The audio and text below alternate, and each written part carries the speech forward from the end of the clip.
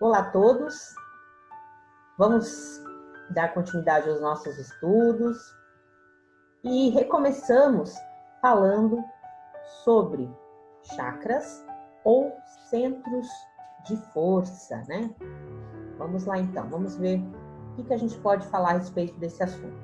Antes de começar, é muito importante nós chamarmos a atenção de todos para a importância dos chakras na nossa saúde física e espiritual. Quanto mais conhecimento nós tivermos do funcionamento desse sistema no nosso corpo, quais as funções, né? Como melhorar esse sistema, como energizar, como harmonizar, mais será a nossa saúde física, a nossa saúde espiritual. Porque ele é extremamente importante, principalmente quando se fala de conexão espiritual. Então vamos lá. Chakras é uma palavra que vem do sânscrito, significa círculo, roda de luz. Uma definição de Edgar Armon, naquele livro Passes e Radiações, fala que são centros de transferência e conversão de energias entre duas dimensões vizinhas do ser, ou seja, a dimensão física, a dimensão espiritual. Esses centros, eles captam, né? Eles são centros de armazenamento e distribuição da nossa energia vital. Tamanha importância desses centros de força, que também são chamados de fulcros energéticos, centros vitais. Na literatura de Kardec, nas obras de André Luiz, naquele livro Entre a Terra e o Céu, ele fala muito sobre os centros de força, e lá tem uma definição, é um campo eletromagnético onde o pensamento vibra em circuito fechado. Na literatura oriental, onde iniciou-se o estudo dos chakras há muito tempo atrás, disse de até 88 mil chakras no nosso corpo. Então há muitos chakras nas mãos, nos pés, por todo o nosso corpo. Principalmente quem trabalha com acupuntura tem que estudar muito esses centros de forças e as ligações entre elas.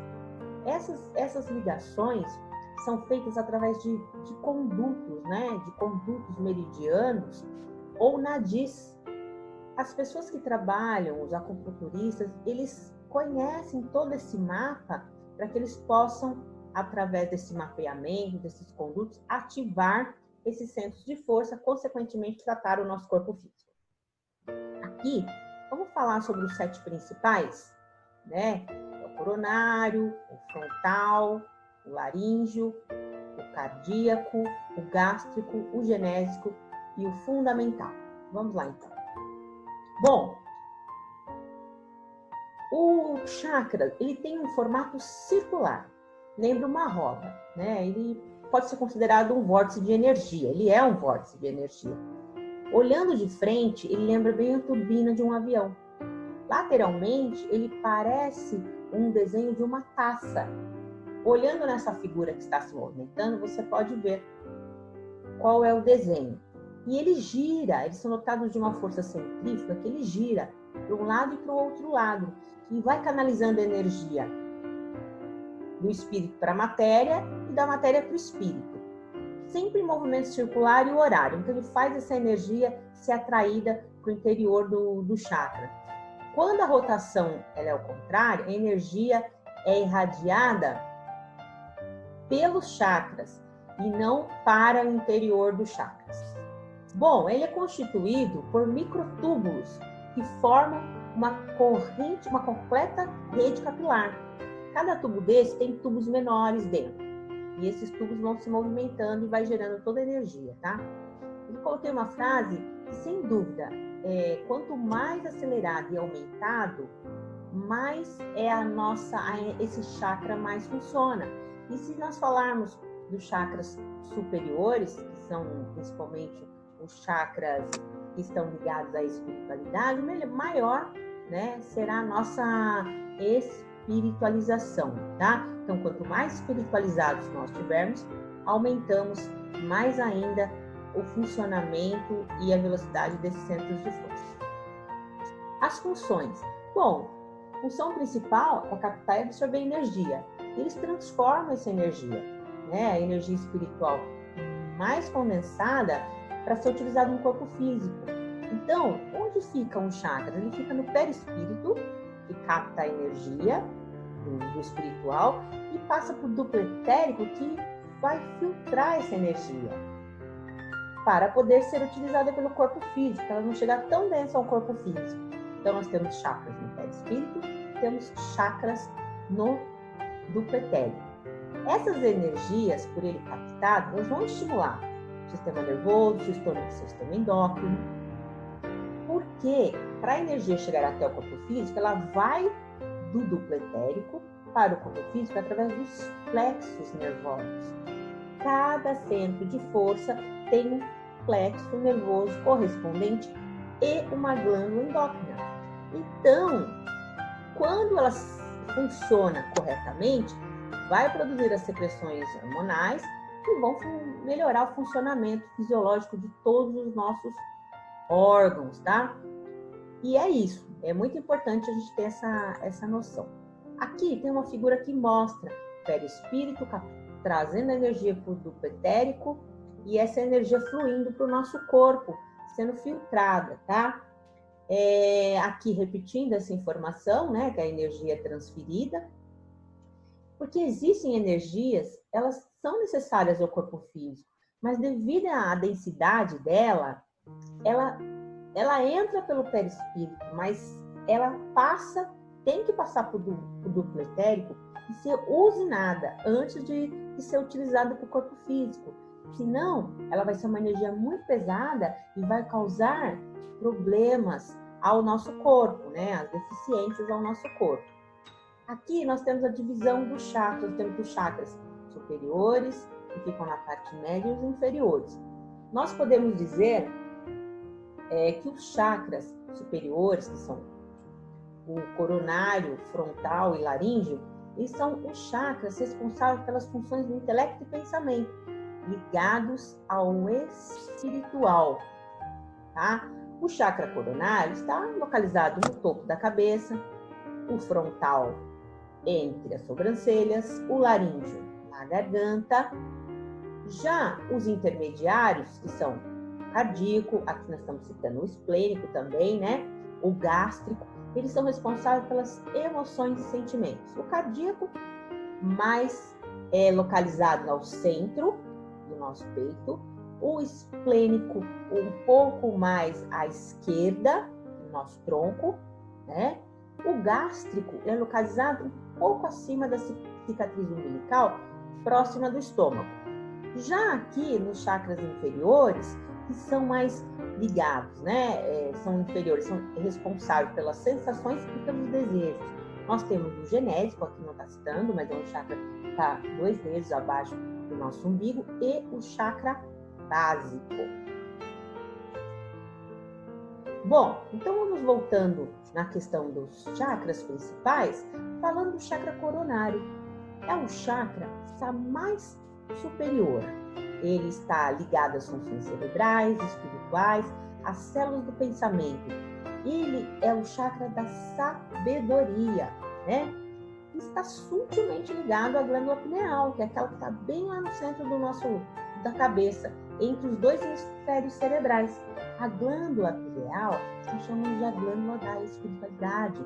Quanto mais desenvolvida, quanto mais cristais de apatite ela contém, mais conectados com a espiritualidade, mais sensibilizados, né? Mais sensíveis às emanações da espiritualidade, nós estaremos.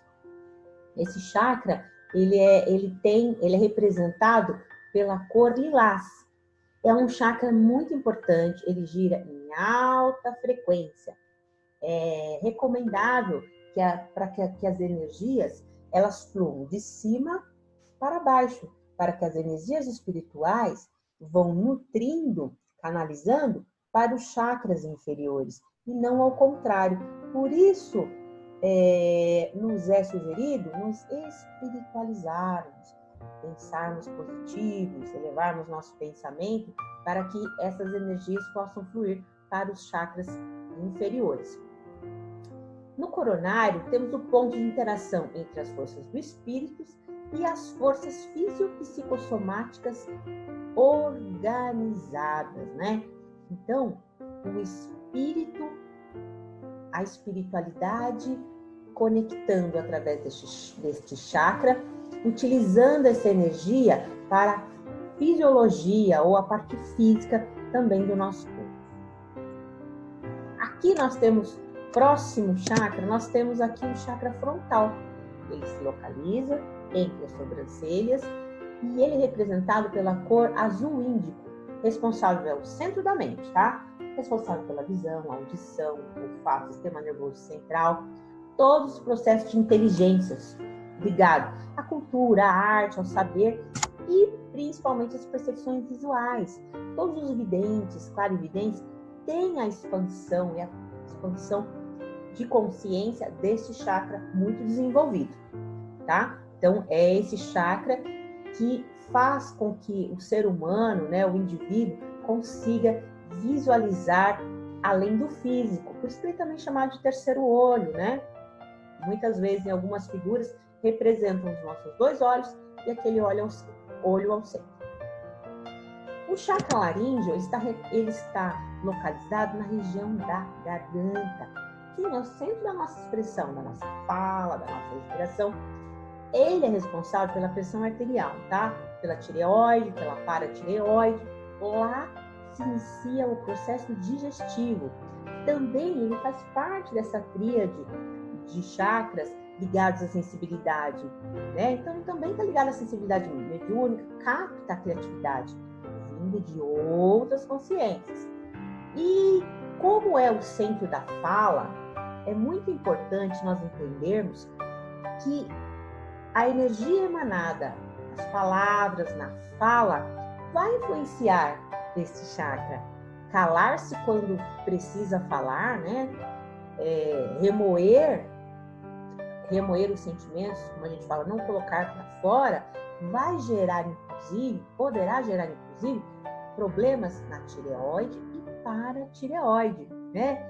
Como tem, assim, os iniciados, principalmente os orientais, né? Eles ensinam muito sobre o silêncio. O silêncio que capta a criatividade e melhora a expressão. Mas também as boas palavras, bem colocadas, de maneira correta, proferidas com amor, também vão influenciar no desenvolvimento desse centro de força. Bom, chegamos agora no cardíaco. O cardíaco está localizado na região central do nosso corpo. É um centro de sentimentos, de emoções, de equilíbrio geral. A responsabilidade dele é pelo sistema circulatório que se relaciona com o sistema nervoso parasimpático. Quando bem ativado, ele vai desenvolver o potencial para o amor altruísta, para o afeto, vai desenvolver a empatia. Agora, ao contrário, né, já vai fazer com que a pessoa seja mais egoísta, mais individualista. Então, é importante nós também termos consciência que aquilo que nós emanamos de sentimento vai melhorar o funcionamento deste chakra ou não. Então, como é o chakra do afeto, toda demonstração de afeto, toda demonstração de carinho, toda demonstração de caridade, de amor ao próximo, vai fazer com que esse órgão, né, com que esse centro nervoso, ele se desenvolva. A glândula que está ligada a este centro de força é o timo, tá? Essa é a glândula que está bem no centro do peito, ali próximo do externo, né? A glândula timo, ela é um dos pilares do sistema imunológico, junto com as adrenais e a espinha dorsal. Está diretamente ligada aos sentidos, à consciência e à linguagem, como uma central telefônica por onde passam todas as ligações. Faz conexões para fora e para dentro, tamanha importância dessa glândula, né? Nós somos invadidos por micróbios, toxinas, né? Reagindo que reagem produzindo células de defesa na mesma hora, mas também é muito sensível à imagem, cores, às luzes, aos cheiros, sabores, gestos, toques, som. Amor e ódio afetam essa glândula profundamente. Então, está muito ligado a todos os sentimentos. Agora, um dos mais ativos usinas de produção de fluidos vitais é o gástrico, é o centro, é o chakra gástrico. Ele é responsável pelos processos digestivos e, em grande parte, do metabolismo, né? Por todos os órgãos da digestão. Está ligado ao pâncreas, que é a glândula do sistema digestivo e endócrino. Bem desenvolvido, ele vai facilitar a percepção, né, das energias ambientais. E se bloqueado, ele causa fisiologicamente o enjoo, né, o medo, a irritação. Quando nós falamos de disfunções nesse centro de força, quando se está processado um problema no estômago, por exemplo, uma gastrite, que é bem importante nós refletirmos que quando se instala um problema físico, ele não é uma causa, né? Ele não é exatamente a causa da disfunção do chakra, é uma consequência, porque a doença, ela se instala primeiro no espírito, no espiritual, no que a gente flui, para depois ela se instalar no físico. É muito importante nós termos essa consciência para que nós possamos vibrar, ter um teor de vibração mais alto. O próximo chakra que eu tenho aqui é o genésico ou sexual, aquele que ele está localizado 2 dedos abaixo do umbigo. Ele exerce grande influência, quando bem canalizado, lógico, nos processos energéticos do amor, da criatividade, né? Claro que a energia sexual, ela está intimamente ligada à motivação, à vitalidade. E isso também é detectado, ao contrário, quando ele está falhando. Ele pode criar problemas fisiológicos, né, na região do sistema reprodutor, que ele é responsável pelas gônadas e pelo sistema reprodutivo. Então, muitas vezes, a vontade de viver, a vitalidade, a falta de vitalidade está ligada ao mau funcionamento deste centro de força. E também, esse centro de força com energias excedentes também irão causar transtornos para o ser humano. Nós sabemos que esses chakras inferiores estão ligados diretamente aos desejos, às sensações, ao material, mas eles são energias que estão mais próximas da Terra, mais próximas do material. Então, se ativarmos com muita energia, através das nossas ações, das nossas atitudes, o material, essa energia vai fluir ascendente e vai inundar os outros centros de força com energia material. E nós sabemos que para nós sermos mais espiritualizados, entrarmos mais em sintonia com os desígnios do nosso Pai, com as energias do cosmos, a energia tem que vir de cima para baixo. Bom, aqui nós temos então o fundamental ou básico. Ele fica na parte mais próxima à Terra, que é a energia telúrica. Fica na base inferior da nossa coluna. Quando esse chakra está enfraquecido, ele causa, indica distúrbios da sexualidade e disfunções endócrinas, assim como o genésico, porque os dois trabalham em sintonia. E muito energizado, ele vai, sem dúvida, ter um excesso de hormônios, podendo até haver sexualidade exagerada. E também nós temos que ter um equilíbrio. Nós temos que ter um equilíbrio em todo o nosso corpo. Com a sexualidade, com a nossa alimentação, com as nossas atitudes, para que a gente possa também ter uma vida equilibrada, né? Isso vai influenciar na nossa saúde física e espiritual. Aqui, olha, está passível de 2 tipos de desequilíbrios. Aqui nós citamos: quando muito inibido os chakras, eles podem causar hipoatividade, né? Inércia, depressão, cansaço, sonolência, hipoglicemia. Então, são diversas consequências dessa inibição. A congestão, quando é um acúmulo muito grande, há uma hiperatividade inflamando as glândulas ou os órgãos. E essas regiões que estão inflamadas vão produzir hipertensão, hipersecreção dos ácidos, hipertiroidismo, entre outros problemas. Todos nós estamos imersos no fluido cósmico universal.